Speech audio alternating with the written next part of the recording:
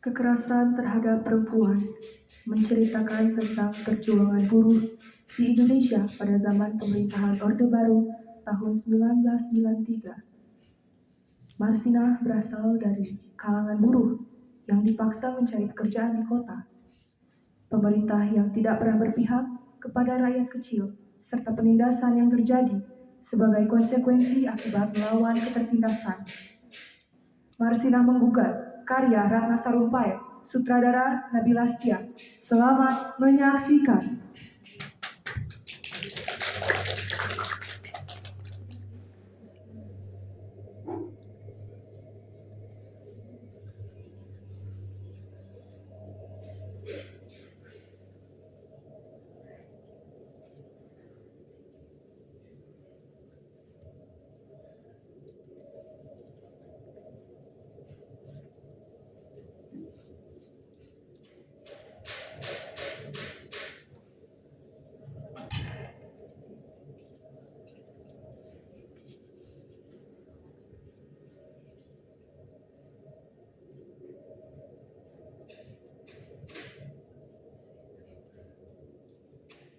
Kalau saja dalam kesunyian mencekam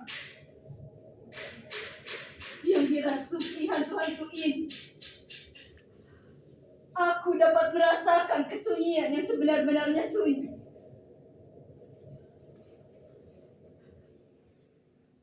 Kalau saja dalam kesunyian ini, aku dapat menutup telingaku dari pekik mengerikan, raung dari rasa lapar, dan derita yang tak habis-habis.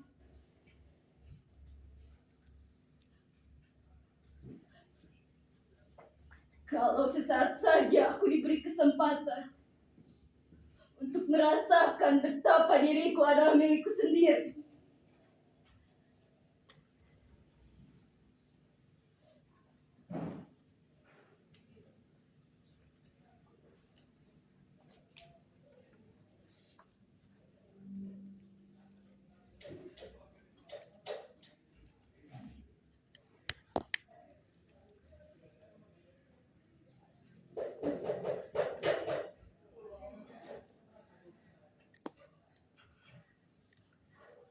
apa gerangan kata ayahku tentang waktu yang seperti ini?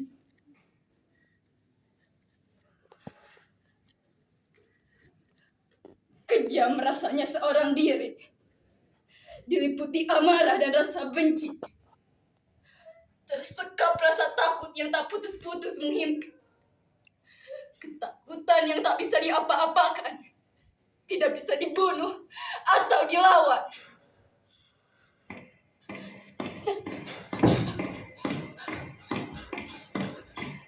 Suara-suara itu, mereka datang lagi, seperti derap kaki 1000 serigala menggetarkan bumi. Mereka datang menghadap ke damaiku. Mereka mengikutiku terus. Bahkan sampai ke liang kubur ini mereka mengikutiku terus. Kalau betul maut adalah tempat nemu kedamaian, kenapa aku masih seperti ini? Terhimpit di tengah pertarungan-pertarungan lama. Kenapa rasa pedih dari luka lamaku masih menggerogoti hati dan perasaanku? Kenapa amarah dan kecewaku masih seperti kobaran api membakarku?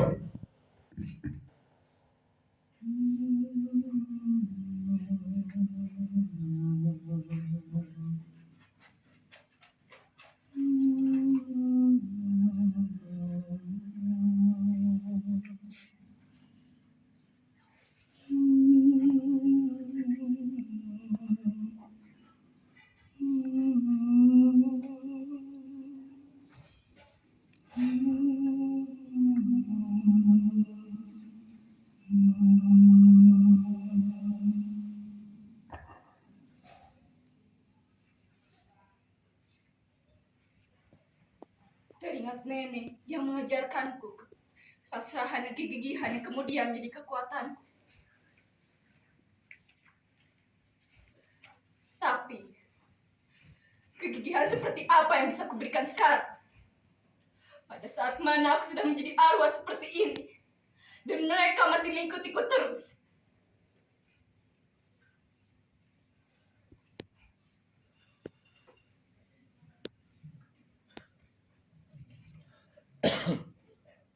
Sulit mungkin membayangkan bagaimana dulu kemiskinan melilit keluargaku. Berupaya meningkatkan pendidikanku yang pas-pasan. Merindukan kehidupanku yang lebih layak. Berlebihankah ketika memiliki cita-cita, memiliki harapan-harapan? Berlebihankah itu? Lalu, kenapa cita-citalah yang akhirnya menyadarkanku tentang arti kemiskinan yang sesungguhnya? Kenapa harapan-harapanku justru menyeretku berhadapan dengan ketidakberdayaan yang tak terelakkan?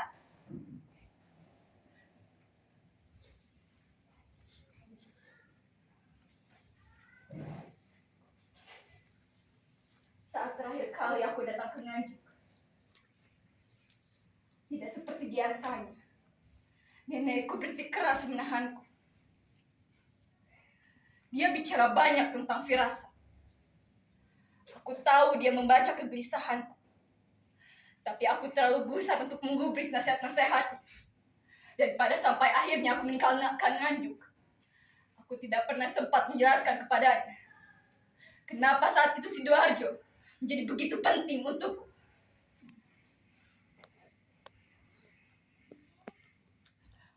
Apa yang harus kukatakan? Apa yang dimengerti perempuan tua itu tentang hak bicara? Tentang pentingnya memperjuangkan hak? Dia hanya mengerti turun ke sawah sebelum matahari terbit dan meninggalkannya ketika matahari terbenam. Karena perut 3 orang cucu yang diasuhnya harus selalu terisi.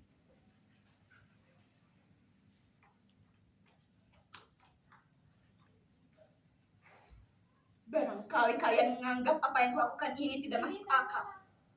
Menganggapnya perbuatan sinting. Tapi aku tidak peduli. Aku tetap akan pergi. Dengan atau tanpa kalian, aku memang akan pergi.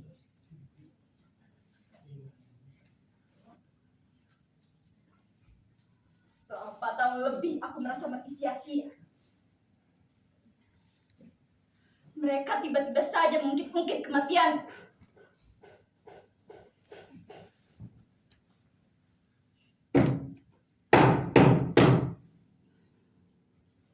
Kematian Marsina murni kriminal. Kematian Marsina tidak ada hubungannya dengan pemogokan buruh. Kematian Marsina berlatar belakang balas dendam. Dan hari ini, sebuah buku yang diluncurkan atas kematianku. Diluncurkan! Bangsa!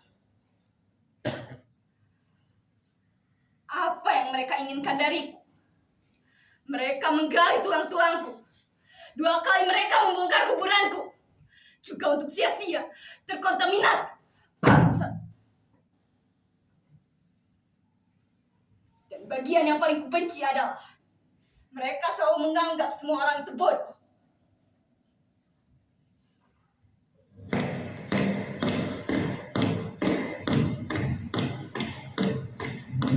Suara-suara itu, mereka datang lagi. Aku tahu mereka akan terus mengganggu. Aku tahu mereka akan terus menggangguku lagi. Tapi aku tidak takut. Dan aku tidak akan berhenti. Aku akan berdiri di tengah peluncuran buku itu dan akan menghadapi mereka di sana. Algojo, orang-orang yang dulu begitu bernafsu menghabisi hidup, berbaur dengan mereka yang telah berusaha menuntut keadilan atas kematianku. Lalu, aku akan menikmati bagaimana mereka satu demi satu berpaling dari tatapan. Apa? Menundukkan kepala. Lari lintang pekan dikejar desanya sendiri. Dan sebuah peluncuran buku yang lagi menjadi penuh tawa, tepuk tangan, dan sanjungan itu akan berubah menjadi sebuah pecahan yang mencekam.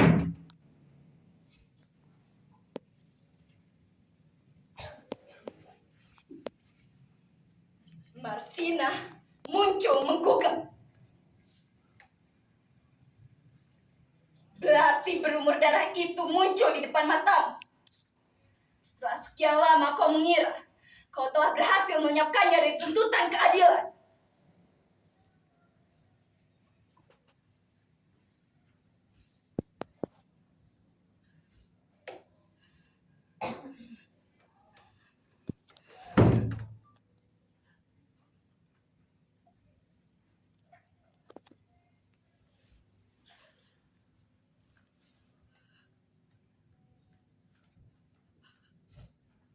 Aku melihat begitu banyak tangan berlumuran darah.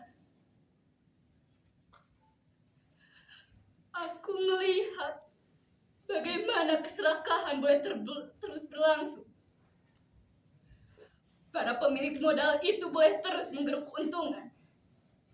Para manajer dan para pemegang kekuasaan itu juga boleh terus bercengkrama di atas tiap tetes keringatku.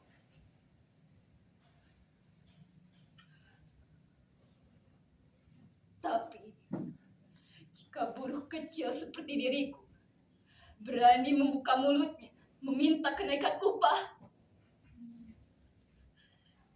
tidak,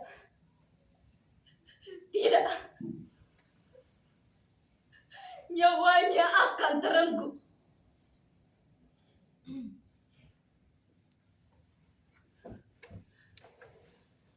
Dan lihat bagaimana mereka menjadikan kematianku bagai jembatan emas demi ditegakkannya kemanusiaan, demi ditegakkannya keadilan, dan katanya memperbaiki nasib buruh.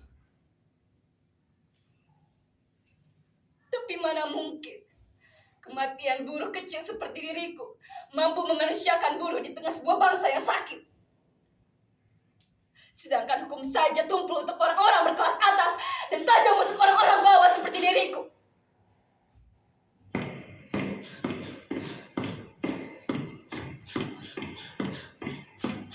Aku tidak takut. Aku tidak takut. Aku tidak takut. Aku bisa mempertanggungjawabkan semua itu. Masa hidupku yang terhempas-hempas, yang terus-menerus dihantui rasa takut, bisa mempertanggungjawabkan semua ini. Kematianku yang menyakitkan, tulang-tulangku yang remuk, darahku yang berceceran membasahi tumit kalian, bisa kupertanggungjawabkan semua itu. Bangsa yang bagaimana kalian pikir aku menyebutnya? Aku mengais-ngais mencari suap nasi di sana, sambil terus-menerus tersandung-sandung dikejar gertakan dan ancaman kalian.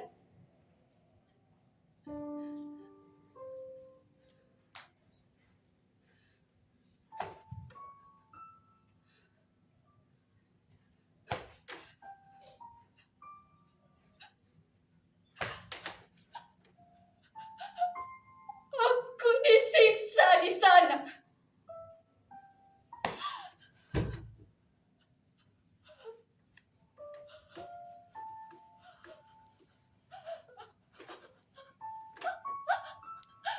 Aku diperkosa di sana.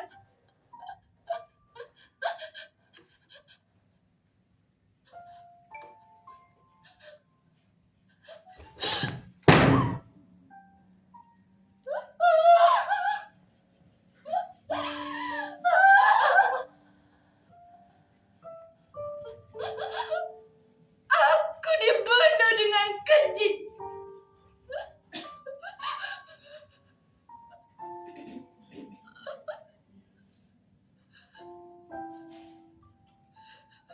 Begitu cara kalian mematikanku. Begitu cara kalian merenggut seluruh hak hidupku.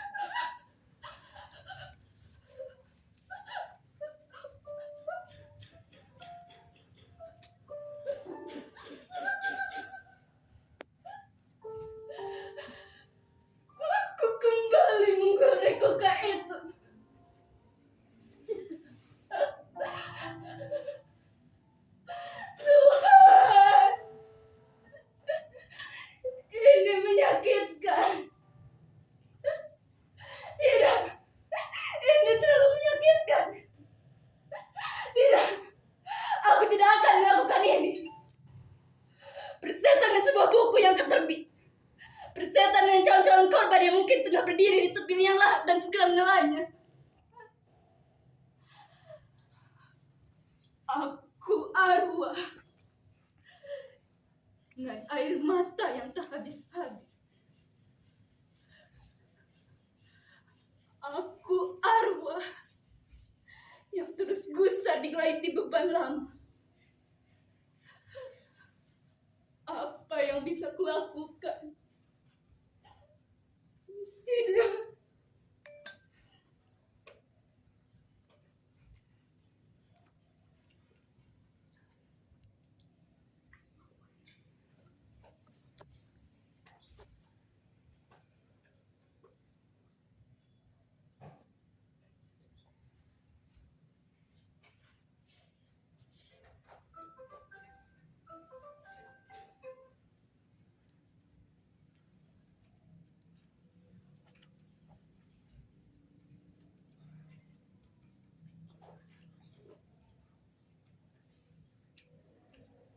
Aku akan menghadapi ini dengan sebaik-baiknya.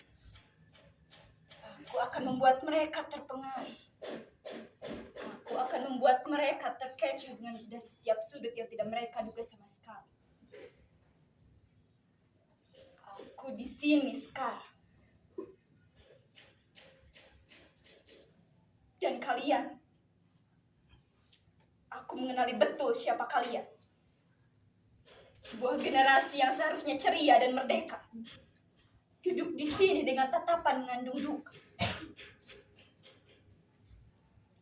Demi Tuhan, bagiku kalian adalah fakta paling menyakitkan. Kemarahan kalian itu adalah kemarahanku dulu. Harapan dan cita-cita kalian itu adalah harapan dan cita-citaku dulu. Tapi satu saat, di tengah sebuah arak-arakan, aku menyaksikan kalian mengadakan muka ke langit, marah, dengan mulut berbuih. Kalian memekik menuntut perubahan. Setiap kali aku menyaksikan kalian meronta seperti itu, perasaanku terguncang. Aku ingin sekali berkata, jangan, kumohon jangan. Aku adalah korban dari kemarahan seperti itu. Dan tidak satu pun dari kita bisa mengelak. Kalau kematianku adalah kematian kalian. Lambang kematian sebuah generasi. Kematian dari setiap cita-cita yang merindukan perubahan.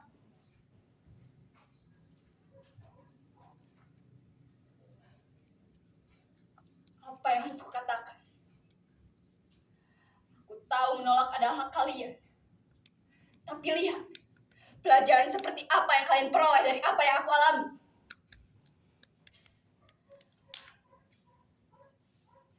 Terus terang, berhadapan dengan kalian adalah hal yang paling aku takutkan.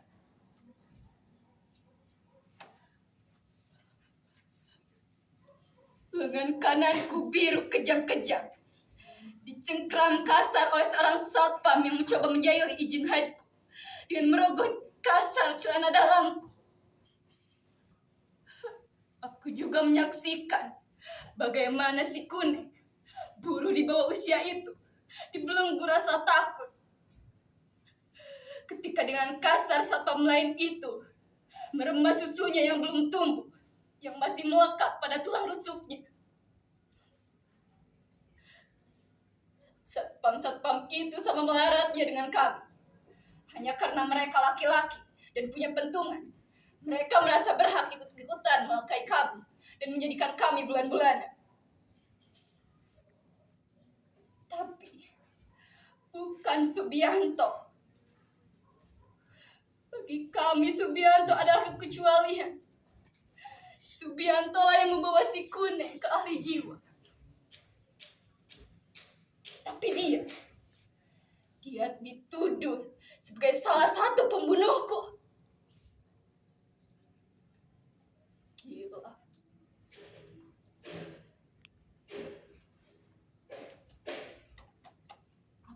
menyaksikan bagaimana lembaga peradilan itu berubah menjadi lembaga penganiayaan. Aku menyaksikan bagaimana saksi-saksi utamanya dibungkam dan dilenyapkan. Aku menyaksikan bagaimana saksi-saksi palsu itu berdiri seperti boneka, remuk dan ketakutan. Dan Subianto ada di sana.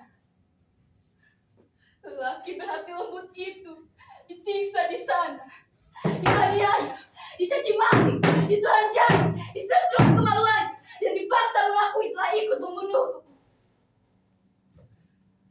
Apa yang akan kalian katakan tentang itu? Bahwa di atas meja, di mana semestinya aku tidak bisa mengatakannya lagi. Di mana semestinya ketidakadilan ditegakkan, tapi disitulah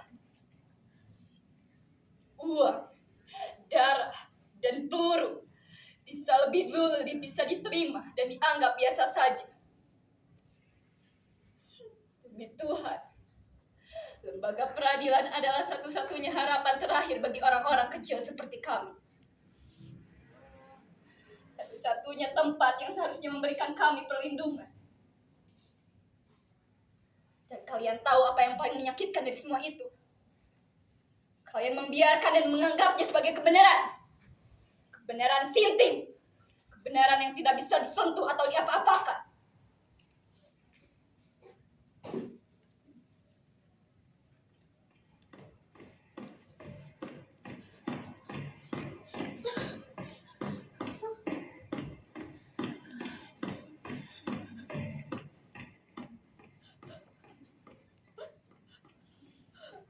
Aku ingat betul bagaimana rasa takut itu menyergapku. Ketika dengan kasar, tangan-tangan itu mengepungku dari belakang, mengikat mataku dengan kain, kencang, lalu mendorongku ke sebuah mobil yang entah aku pun tak tahu ke arah mana aku dibawa. Tapi aku ingat betul, ketika mobil itu berhenti, aku didorong dengan kasar keluar, diseret entah sejauh mana. Aku hanya ingat tubuhku menggigil keras didera oleh rasa takut yang dahsyat. Aku kemudian mendengar sebuah pintu tepat di hadapanku dibuka. Ketika aku mencoba bergerak, dengan sigap beberapa sepatu berat itu menahanku, menginjak kedua tulang keringku, perutku, dadaku, dan kedua tanganku. Tak hanya itu, kata-kata kotor itu berhamburan memaki, mengikuti setiap siksaan yang menyusul. Aku tak tahu seberapa kali tubuhku diangkat, lalu dibanting lagi, lalu diangkat lagi, lalu dibanting lagi, ke lantai, ke sudut meja, ke kursi, sampai akhirnya aku betul-betul tak berdaya. Kebiadaban itu tidak mengenal kata puas. Aku bahkan tidak bisa menggerakkan ujung tanganku. Ketika dengan membabi buta, mereka menggerayangi seluruh tubuhku.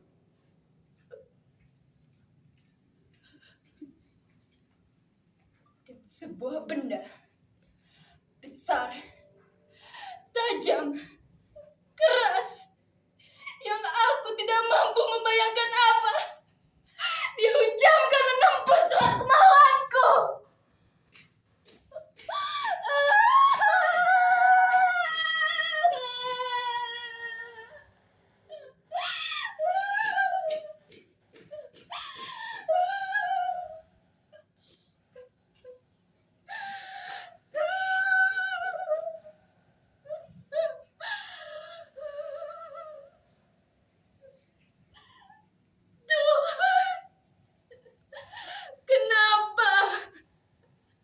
Kenapa aku? Darah yang melumuri hampir seluruh tubuhku ini. Aku merasa hina. Aku merasa kotor. Dan aku sendirian. Aku betul-betul sendirian.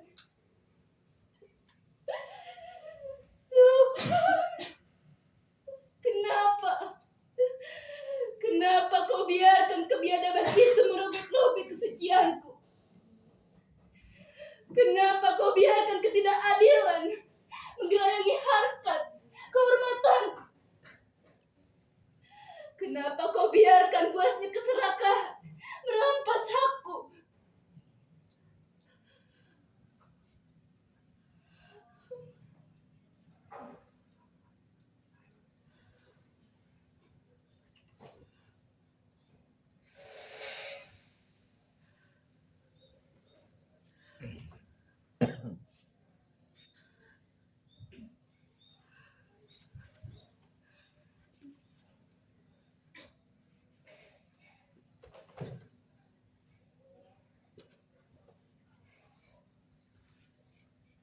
Kini, mau tidak mau aku harus mengikhlaskan semuanya. Tidak ada yang bisa kulakukan lagi selain aku menerimanya.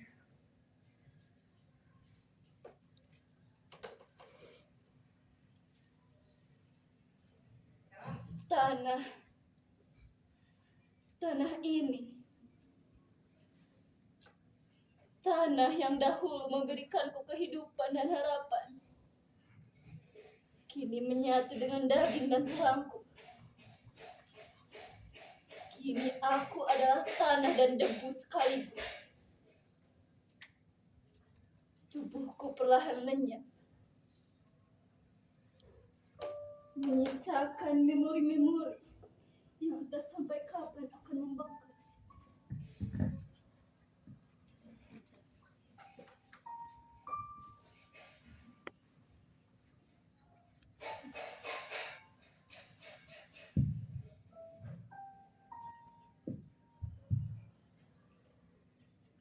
Isi pembuluku,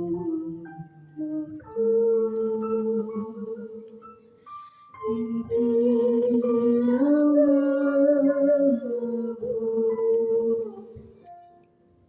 semuanya direnggut.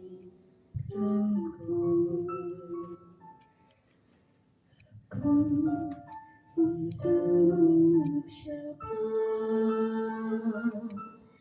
mati sia-sia,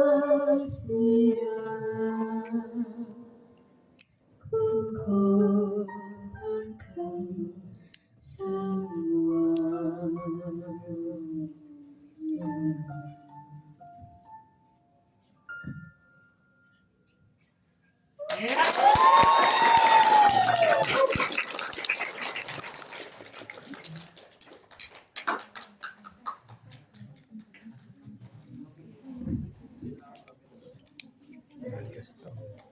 Itulah pertunjukan kedua dari calon anggota teater awal SMAN 6 Garut yang membawakan naskah Marsina Menggugat karya Ratna Sarumpait yang disutradarai oleh Nabila Setia. Adapun tim yang terlibat dalam pertunjukan ini adalah Salsa sebagai asisten sutradara, Febriola Nazwa Zakia sebagai aktor, Farhan Hibatullah sebagai penata musik, Anora Nasira sebagai penata cahaya, Windy Badriatun Nisa sebagai penata artistik, dan Nashwa Ashifa Salsabila sebagai make up dan kostum.